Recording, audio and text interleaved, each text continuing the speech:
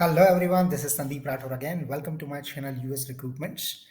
Now we are discussing about management, and in this video, our main agenda is to discuss about the principles of management that is provided by the Henry Ford.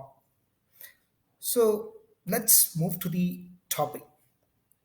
What we will discuss in these topics, the first we will discuss about what is management. Second, what are the functions of management. Third, we will discuss what are the different levels of management. And the last, we will discuss about the 14 principles of the management. These principles of management are provided by Henry File. Let's start and discuss about management. So, what is management?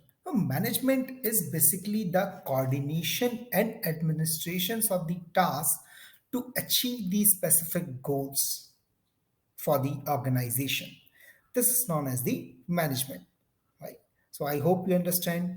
Uh, so, whatever would be the task should be performed by the team.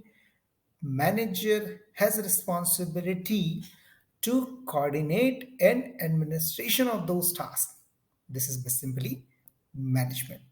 Now we will understand what are the functions of management. Okay, so functions of management, there are five functions of the management. The first function is planning, then organizing, leading, staffing, and coordinating.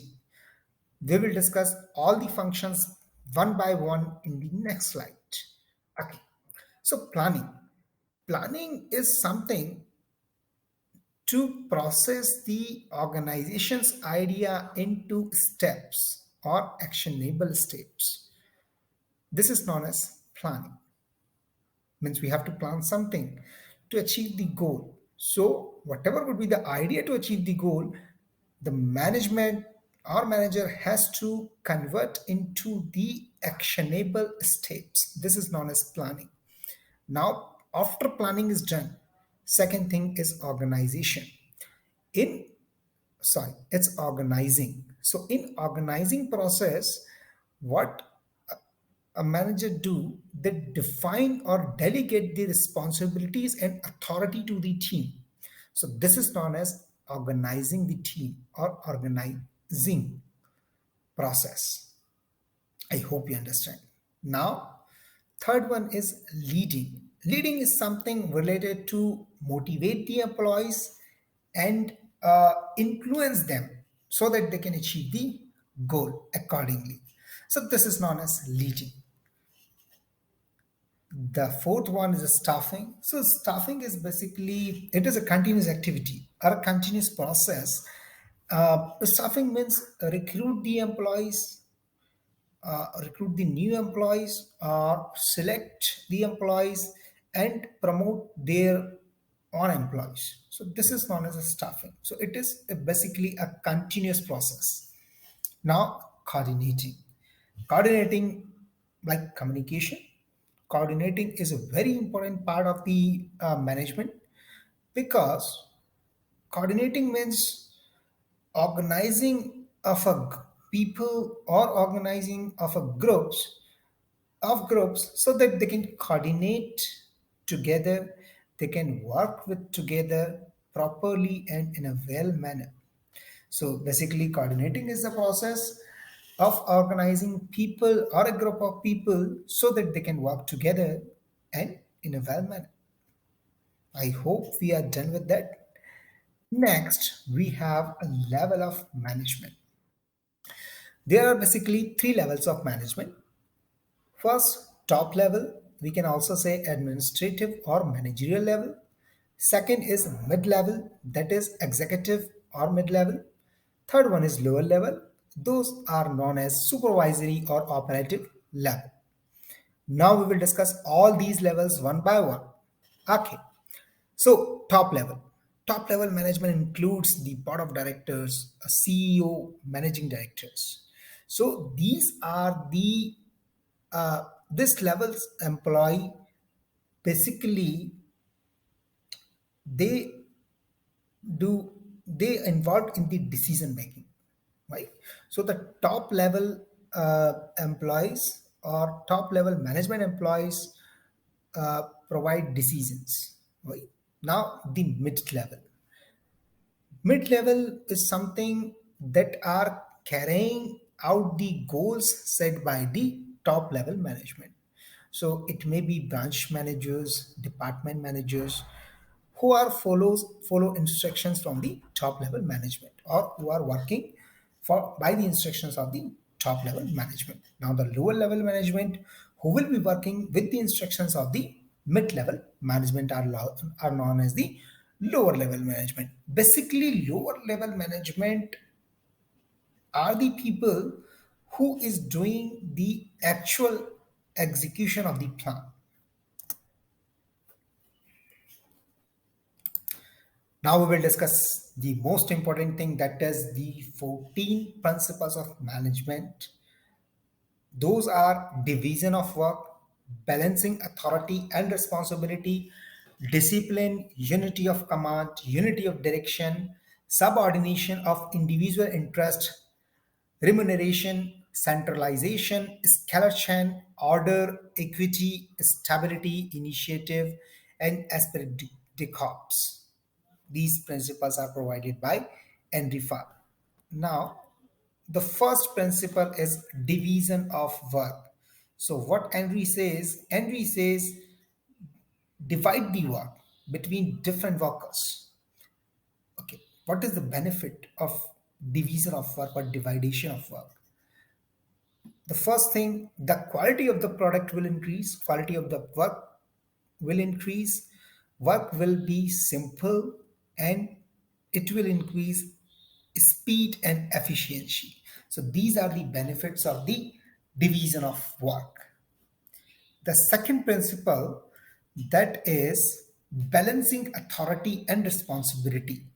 So Henry wants to say that there should be a balance between authority and responsibility. Why? Because if an authorized person can be only success if it is responsible as well.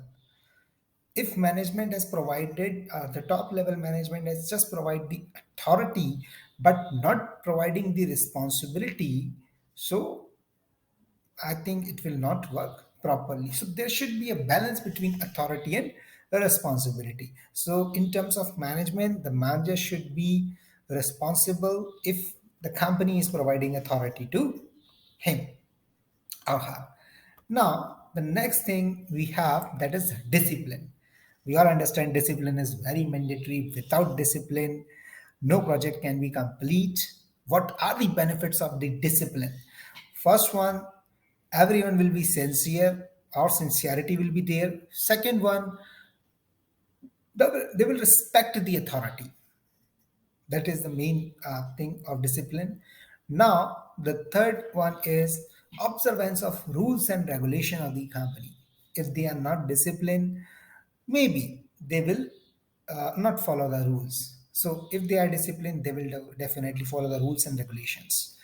Now, the next is unity of command. Unity of command says there should be one boss on one employee. It does not mean there should be only like one boss can manage 12 employees as well, but they just wanted to say if there is an employee, so he or she should follow the orders from one employee only, because if that particular employee will follow the orders from different bosses, there would be some conflict can arise, some confusion can arise. So unity of command say there should be one boss on one employee. I hope it is clear. Now, next is unity of direction. What unity of direction says? Unity of direction says that mission and vision of the organization should be clear to all the employees. This is the main motto of unity of direction. Means whether it would be a junior fellow, it should be a senior, it should be a team lead, it should be a manager. or the top level management, they all should have the clear plans, clear goals, clear vision. This is the fifth principle of the ND4. Now we will discuss about subordination of individual interest. So in this principle, he wants to say that companies should unitely work towards the interest of the company, not on the personal interest. That's everyone has to work for the company's profit, company's benefit, company's interest, rather than the personal interest. Now, next is remuneration. Remuneration means we can say bonus and benefits, right? So if we will provide bonus and benefits to the employee, definitely they would be happy, they would be motivated, and they will work in a well manner. So it can be monetary or non-monetary. It does not mean that they will we have to provide money or something. Sometimes appreciation will also work. Now, the next is centralization. So centralization means the division of power, means the top level management and hierarchy should be balanced, right? So whatever the orders or whatever the rules are defining by the division of power, they should be clearly communicated towards the hierarchy. Or in other words, we can say there should be a balance between hierarchy and the division of power. This is known as centralization. So whatever would be the decision making process should be neutral. They all the employees should be aware about this. Now, the next is scalar chain. A scalar chain means there should be a hierarchy between low level management to the top level management, right? This is necessary that every employees know their immediate senior. So if he or she is facing any problem, they can contact them if needed. So it also follows the rule one boss, one employee. If employee has the problem, they can definitely communicate with the boss, their immediate boss or their reporting manager. This is here they wants to say. Now, order. Order is something related to work culture. They wants to say the work culture should be good. If the work culture is positive, definitely the productivity will increase. Now, 11 is equity. Equity means they wants to say each and every employee should be treated equally and respectfully. Now, stability. It is the responsibility of the manager to provide the job security to their employees, because if they feel a stable job, definitely they will provide their best. Initiative. But the management always encourage the employees to take initiative in an organization, because if they will take initiative, it will increase their motivation and morale.